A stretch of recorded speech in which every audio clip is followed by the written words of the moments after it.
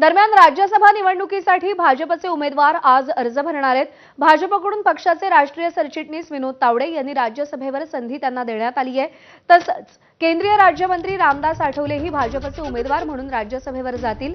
माया इवनाते आणि रामराव वडकुते या दोन नव्या चेहऱ्यांना उमेदवारी जाहीर करत भाजपने धक्कातंत्राचा अवलंब केलाय। खरं तर प्रीतम मुंडे, विजया रहाटकर, रावसाहेब दानवे, धैर्यशील पाटील हे राज्यसभेसाठी उत्सुक होते, पण भाजपने माया इवनाते आणि रामराव वडकुतेंना संधी दिली आहे। आज हे सगळे जण विधान भवनात येऊन आपला उमेदवारी अर्ज भरतील।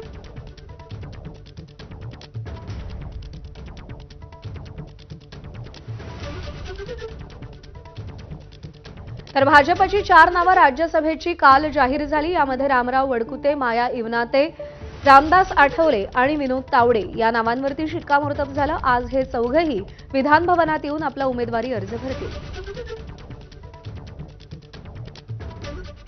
तर भाजपचे राज्यसभेचे सगळे चारही उमेदवार दुपारी 12:30 वाजता अर्ज दाखल करणार आहेत। मुख्यमंत्री देवेंद्र फडणवीस यांच्या उपस्थितीमध्ये अर्ज दाखल केला जाणार आहे। भाजपकडून विनोद तावडे, रामदास आठवले, रामराव वडकुते आणि माया इवनाते अर्ज दाखल करतील। आज दुपारी 12:30 वाजता भाजपचे उमेदवार आपला उमेदवारी अर्ज भरणार आहेत। विधिमंडळात येऊन ते आपला उमेदवारी अर्ज भरतील। 12:30 ची वेळ आहे। चारही उमेदवार रामदास आठवले, विनोद तावडे, माया इवनाते आणि रामराव वडकुते आज 12:30 वाजता विधिमंडळात येऊन अर्ज भरतील।